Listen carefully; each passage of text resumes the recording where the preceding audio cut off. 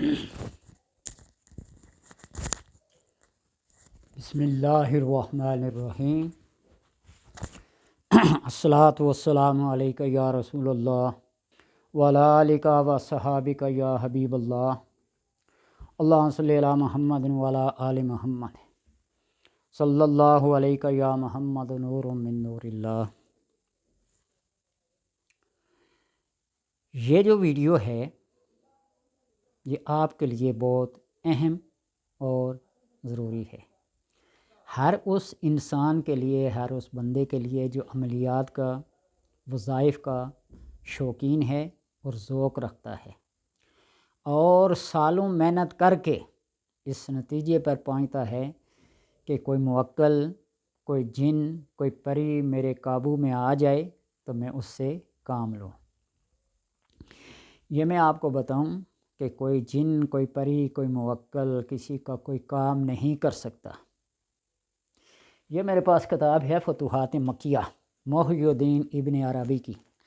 انہوں نے فرمایا ہے کہ آج تک نہ کسی جن نے کسی انسان کو فائدہ پہنچایا ہے اور نہ پہنچائے گا، اس لیے ان کی بات ہی میرے لیے کافی ہے اور حجت ہے۔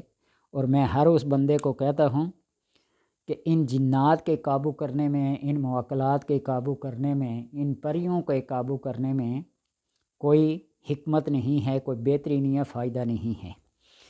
آپ اگر تابع کرنا چاہتے ہیں تو اپنے نفس کو تابع کریں، اپنے نفس کو ماریں، اپنی انا کو ماریں، توڑیں، کوٹیں اس نفس کو، اور جو خواہشات ہیں ان خواہشات کی پیروی نہ کریں بلکہ ان خواہشات کو تہ کر دیں۔ اگر آپ کو بہت کوئی چٹپٹی چیز کھانے کا جی چاہ رہا ہے نا، تو اس وقت اس خواہش کو چھوڑ دیں، اپنے نفس کو کیا کریں؟ تابع کریں۔ اور جب نفس کو ماریں گے، اس کو توڑیں گے، اس کو کوٹیں گے، تو یہی نفس آپ کی تابع داری کرے گا۔ بات میری مان لو، جو سالوں کے چلے ہیں، مہینوں کے ہیں، کئی دہیوں کے ہیں، وہ صرف 3 دن میں آپ وہ مقصد حاصل کر سکتے ہیں۔ کسی عامل کے پاس جب آپ جاتے ہیں نا کہ مجھے جن قابو کرنا ہے، پری قابو کرنی ہے، تو وہ آپ کو ایک سوچ دیتا ہے، وہ پری ایسے ہوگی، اس کا لباس ایسا ہوگا، اس کے ہاتھ میں یہ چیز ہوگی، وہ اس شکل میں آئے گی، وہ اس صورت میں آئے گی، تم نے فلان جگہ پہ بیٹھنا ہے، یہ بخور جلانا ہے، یہ خوشبو لگانی ہے، یہ سب کچھ کرنا ہے۔ وہ آپ کے ذہن میں ایک تصور دے رہا ہے، تخیل دے رہا ہے کہ آپ کے ذہن میں وہ بات آئے۔ اور اسی بات کو آپ خود رات 12 بجے کے بعد اٹھے نا، شیشے میں اپنے آپ کو دیکھیں غور سے، اپنے نقش و نین کو دیکھیں، کیسا لباس پہنا ہے، کیسے داڑھی ہے، کیسے سر پہ ٹوپی ہے، رومال ہے، پگڑی ہے، یا جو چیز بھی ہے، اس کو دیکھیے، اس کو اپنے ذہن میں بٹھائیے، اس کو نقش کر لیجیے۔ پھر جب آپ ایسے وقت میں اٹھیں نا کہ جس وقت نفس، دل، خواہش نہ چاہتی ہو کہ اس وقت اٹھا جائے، اس وقت غسل کیا جائے، ٹھنڈے پانی کو استعمال کیا جائے، کپڑے استری کر کے پہنے جائیں، خوشبو لگائی جائے، اس وقت آپ کا نفس نہیں چاہتا، اس وقت آرام طلب کرتا ہے۔ اس آرام کو چھوڑ کر آپ کیسے اٹھیں گے؟ لیکن آپ نے اس کو کیا کرنا ہے؟ اٹھنا ہے، غسل کرنا ہے، ٹھنڈے پانی سے کپڑے استری کرنے ہیں، خوشبو لگانی ہے۔ یہ سارے کام جب آپ نے کر لیے نا اور نفس کی نہ مانی، تو پھر آپ ایسا کریں نا، واقعی اٹھ جائیں، غسل کریں، فریش کپڑے پہنیں، ہلکی سی خوشبو لگائیں، ہلکی سی خوشبو لگائیں، اور آ کے رب کی رضا کے لیے، اللہ تبارک و تعالیٰ کی خوشنودی کے لیے صرف 2 نفل پڑھیں، انکساری کے ساتھ، تواضع کے ساتھ، توجہ کے ساتھ، ارتکاز کے ساتھ، اور سلام کے بعد آپ بیٹھ جائیں۔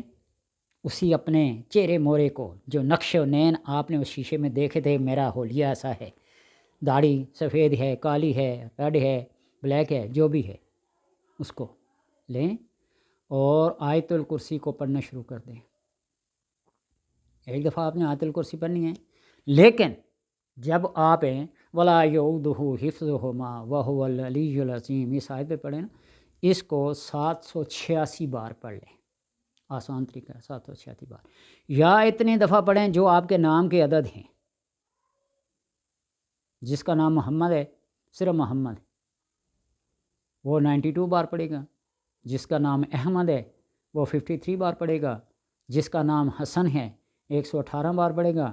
جس کا نام حسین ہے 128 مرتبہ پڑھے گا. اس طرح میں بتاتا ہوں مختلف. یا 786 بار پڑھیں یا اپنے نام کے عدد کے مطابق پڑھیں، لیکن 786 بار پڑھیں تو زیادہ بہتر ہے. ولا یعودہ حفظہما وہو العلی العظیم، ولا یعودہ حفظہما وہو العلی العظیم. 786 بار جب پڑھیں درود پاک پڑھ کر اپنے مقصد کی دعا کریں. ایک دن، 2 دن، تیسرے دن، لیکن وہ کنسپٹ آپ کا، وہ تصور، وہ تخیل، وہ سوچ، وہ ارتکاز، وہ توجہ بالکل حاضر رہے. آپ کی شکل کا ہی بندہ آپ کے سامنے حاضر ہوگا، پوچھے گا کیا مراد ہے، کیا مقصد ہے، کیا چاہنا ہے، کیا لینا ہے، کیا دینا ہے. نہ کو وہ جن ہوگا، نہ وہ پری ہوگی، نہ وہ کوئی وہ موکل ہوگا. وہ اپنا نفسی تابع داری کے ساتھ، اس لیے کہ آپ نے اس کو کوٹا ہے، مارا ہے، دبوچا ہے، وہی آ کر عاجزی اور انکساری کے ساتھ کیا ہوگا، حاضر ہوگا. آپ اس سے معاہدہ کر لیں، اقرار کر لیں کہ خواہشات نفسانی کو چھوڑنا ہے، رب کی رضا کے لیے کام کرنا ہے، کسی کو دھوکہ نہیں دینا، کسی کو مغالطے میں نہیں رکھنا، سچ بولنا ہے، عقل حلال کھانا ہے، صدق مقال کرنا ہے. یہی وہ باتیں ہیں جو بزرگان نے اپنے چلوں میں حاصل کی ہیں. اور جب جاتا ہے نا کوئی رائے لینے کے لیے، مشورہ لینے کے لیے، تو وہ یوں اپنے آنکھوں کو بند کر کے دل کی طرف متوجہ ہوتے ہیں.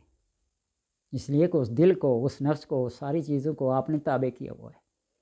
وہ پوری صورت حال سے آگاہ کرے گا، وہ بتا دیں گے ہاں بھائی ایسا کرو ایسا ہوگا، ایسا نہیں کرنا نقصان ہوگا.